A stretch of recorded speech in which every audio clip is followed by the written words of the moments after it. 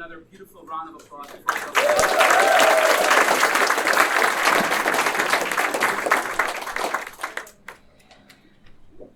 This story happened in the summer break when I was a student in Bucharest, Romania.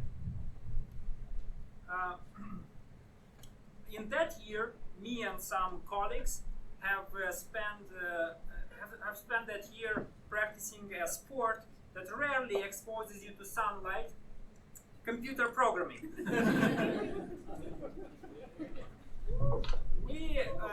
So it was a hot summer, yet our skin color was still as white as cottage cheese, and our vitamin D level was heading to zero.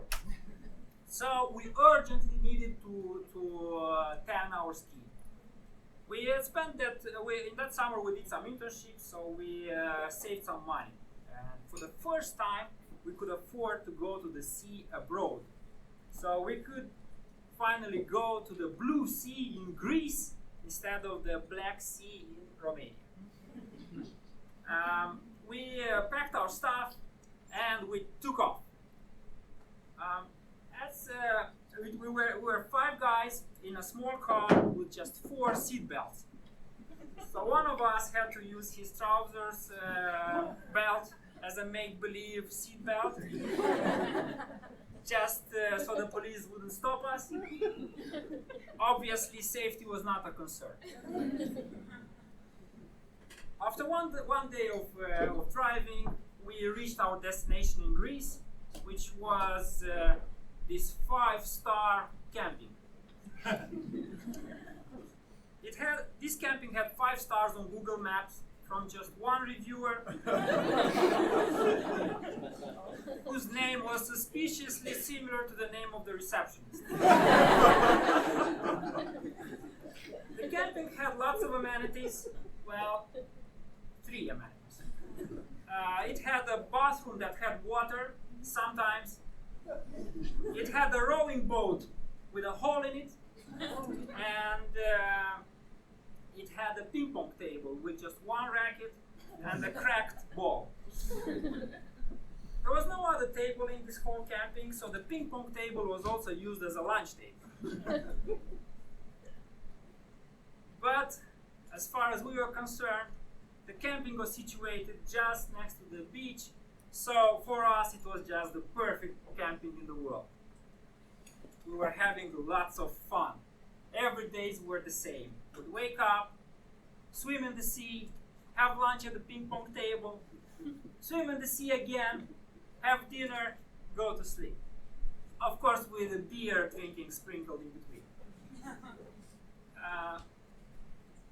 One day, though, something broke our routine.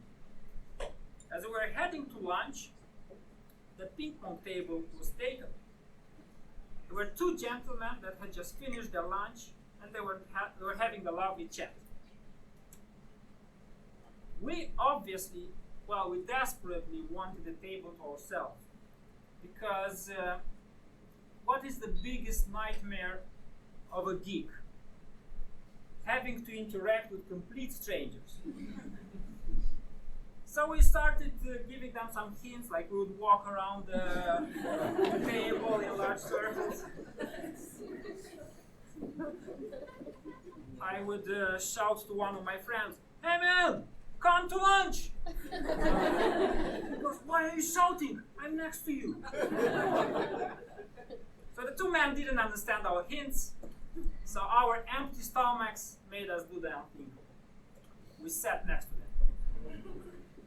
We were 5 guys, as I said, and our lunch was, as it happens, a watermelon.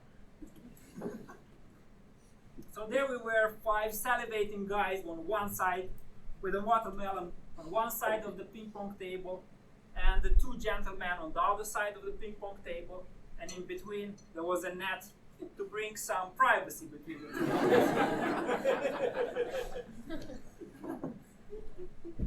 At some point, one of us goes, "Should we offer them some watermelon?" Now, I don't know how student life is in the Netherlands, but in Romania, students are always either hungry or very hungry. So sharing food is a touchy subject.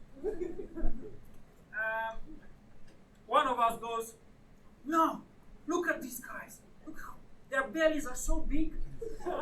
It's like they've already swallowed the watermelon."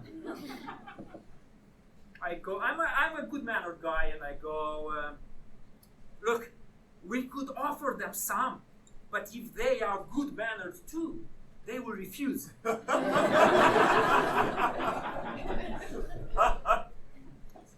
So we offered them some watermelon, to which they answered, "No, thank you," in fluent Romanian.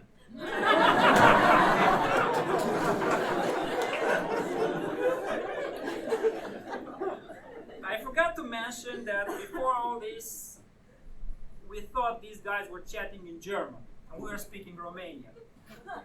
It turned out they were not speaking German, they were speaking Hungarian. And for you to understand, in Romania there is a sizable Hungarian community. So these two gentlemen were from Romania, from that community. So obviously they understood very well Romanian. So my jaw dropped and I went, "Oh, your Romanian is very good."